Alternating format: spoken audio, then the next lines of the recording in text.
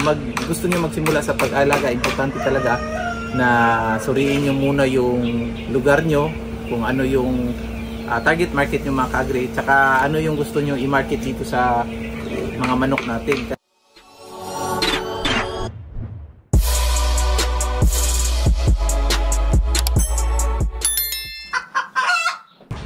Hello mga ka-agri, good day! Sa mga nagtatanong kung ano yung vitamins na ginagamit natin dito sa farm, ito yung ginagamit natin, Vitamin Pro.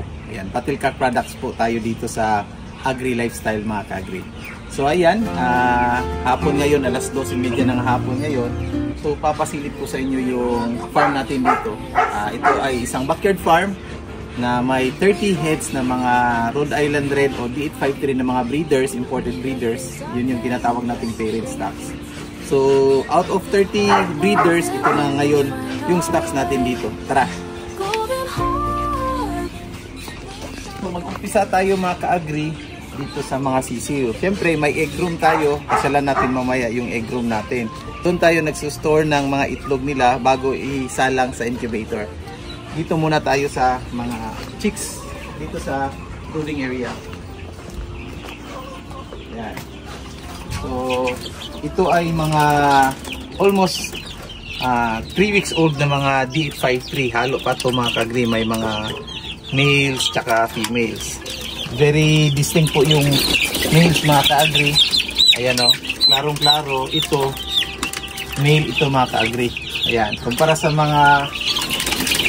sa female, ayan, yung palong, wala pang palong yung female. Pero pag lumaki itong female, malaki din yung palong nila mga ka-agri.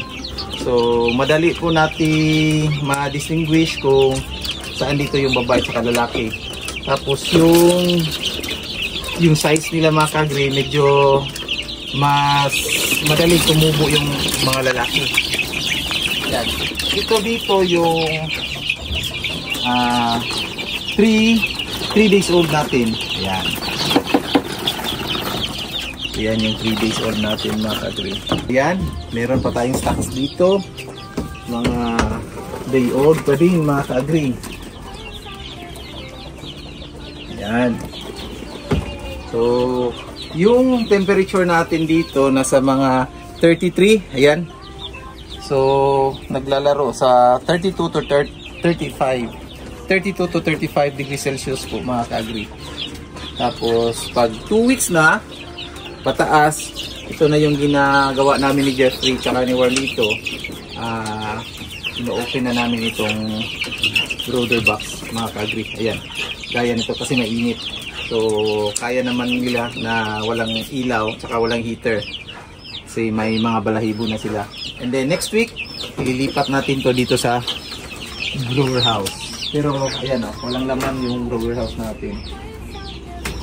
Dito tayo, ito yung mga breeders natin dito. So may 4 tayo na coop para sa mga breeders ta. So papakita natin. Ito yung mga breeders mga ka-agri.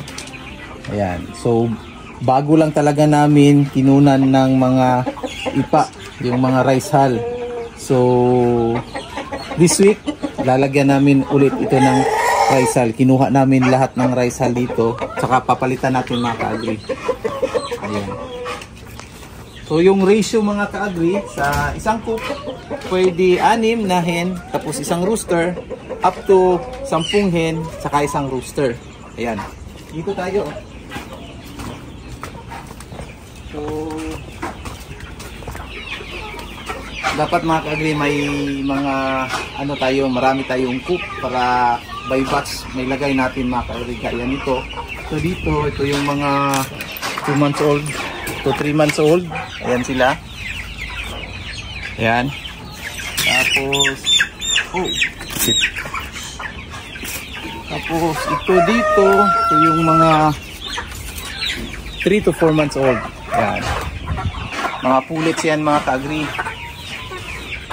Tapos dito, ito yung mga ready to breed na natin mga ka-agri o mga RTL. Yan, yung iba ay nangingitlog na sila. Yan. Ito din. So din dito, mga RTL natin, yung marami to mga ka-agri. Yan kung makikita nyo, yung palong nila mga ka-agri. Pulang-pula na. Ayan.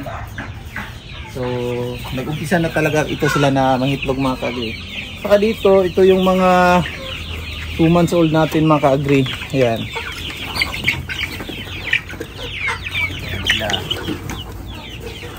Saka pag marami sa isang batch mga ka-agri na hati namin ni Jeffrey saka ni Warlito. So ayan, bago lang gawa namin dito itong paddocks dito mga ka-agri. Dito yung lahat ng mga males dito namin nilalagay. Yan, saka dyan mga 3 to 4 months old na males.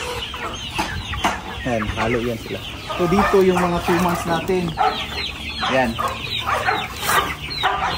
So medyo marami tayong stocks. Yan. 30 breeders lang po tayo mga ka-agri, pero kung makikita nyo ang daming stocks na natin ngayon. Tapos ang dami pang bumibili sa atin dito mga ka-agri, tsaka nagpapa-reserve. Ayan, ito dito yung mga 3 to 4 months old. So yung iba dito mga ka-agri may naka-reserve na yung iba dito. So kukunin next week. Meron din next month. So pwede kayong magpa-reserve sa ating mga ka-agri. Yung stocks natin, every month may 2 batches po tayo. Nasa mga 150 to 250 chicks po yung ma-hatch per batch. So in every month, may 2 batch tayo. So pwede kayo doon magpa-reserve kung gusto nyo yung mga day-old chicks yung bibilin nyo. Mas mura yung day-old chicks mga ka-agri. Kaso nga lang, medyo mahirap palakihin, medyo masilan pa kasi kailangan pa talaga ng brooder box. Ayan, saka yung pailaw, saka very delicate pa yung mga day-old chicks. Unlike sa mga week-old, saka yung month-old talaga mga ka-agri, servable lang yun. Ayan, dito tayo.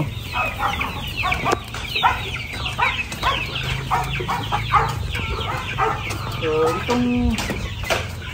itong area natin dito mga ka-agri, ayan, approximately nasa mga 150 to 200 square meters lang po itong mga ka-agri.